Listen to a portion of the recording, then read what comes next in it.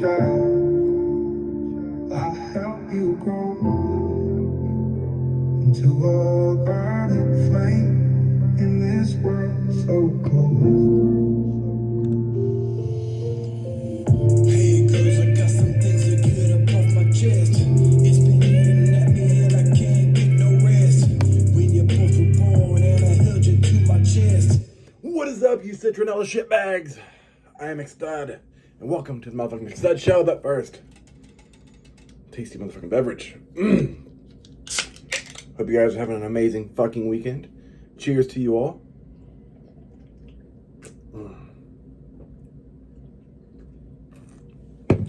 Happy fucking Saturday, you silly bastards.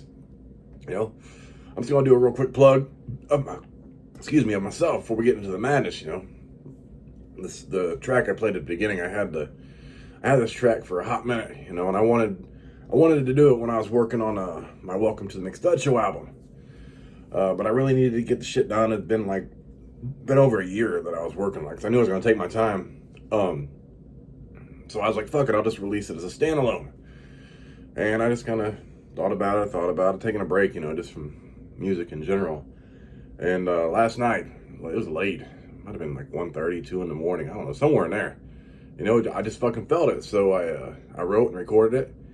I think it was done by 5, which was nice, you know. And now I'm just tweaking the fucking sound of it. But I'm going to have this out on Facebook and YouTube later tonight. Probably on streaming platforms in a week or two. But yeah, so I'm going to have this uploaded later tonight, so look for it if you're interested. It's called Letter to My Daughters. Yeah, hope you all like it. If not, that's cool too. Just give it a listen anyways. But now that we spent a whole 2 minutes plugging me, let's get into the fucking shit show, shall we, you know? Why the fuck do we need a National Tapioca Pudding Day? Oh, you want some pudding that has a texture that feels like someone shoved mixed a fuck ton of goddamn flies all up in it? Now, don't get me wrong, you know, the flavor is solid, but that fucking texture, Jesus Christ. You know, throw the shit away. Throw it all away. It's also National Paul Bunyan Day. Motherfucking Paul Bunyan, you know? You know who the fuck Paul Bunyan is?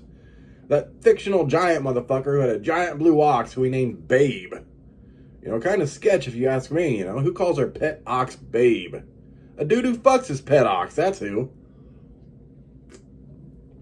I bet Paul Bunyan's got a big-ass knee knocker, too, to smack it between his fucking legs. You know, he's hitting back shots on that big blue bastard every fucking night before bed. Then in the morning, he wants to walk around like the brawny paper towel lumberjack dude and act all manly like he don't want his big-ass dick in some dude's ass or ox's asshole. You know, and I don't give two shits if the man wants his giant cock in another man's asshole. But when he sticks it in his pet, you know, that's a problem for me, because our pets are our pets. You know, we love them, we care for them, we don't stick our dick in them. You know, I kind of wonder if that's where Mr. Hands drew his inspiration from before he let that horse fuck him and ultimately kill him. You know, he's probably thinking, God damn, that Paul Bunyan fucked his ox, why can't this horse, my friend, with a large horse cock, fuck me? You know, I want to give back to my friend. And his friend rearranged his organs and he died, you know? That's what you get when you fuck animals. Or you let them fuck you. You nasty fucks. Sick bastards. Fuck Paul Bunyan. Stupid giant Lumberjackoff. God, got me going, you know. It also reminds me of a fucking story, you know. My dad loved Forrest Gump. I think that came out in 95. Awesome Tom Hanks movie. Fucking classic. But he'd always quote the movie and shit. One year, on my birthday, my parents threw me a birthday party, you know. And we had family and friends there and shit. And I guess I got naked and hopped up on the table and started dancing and being loud and stuff. And my dad yelled at me, like Lieutenant Dan line from the movie. He's like, get down, shut up, stop playing with your shrimp. And then after I got down, got dressed, he took me in the other room and he told me I needed to grow up, that I'm 36 years old, and my grandmother was watching. It was a fucking mess, you know. But I guess my grandma got confused because she started throwing my birthday money up like this when I was dancing on the table. I also found it odd that she later whispered to me that I got my daddy's hog. I ain't never had a pig in my fucking life, so I'm not sure what she's talking about. But anyways, motherfuckers, I'm McStud. Thanks for watching. A little bit more of the song before I shut this off.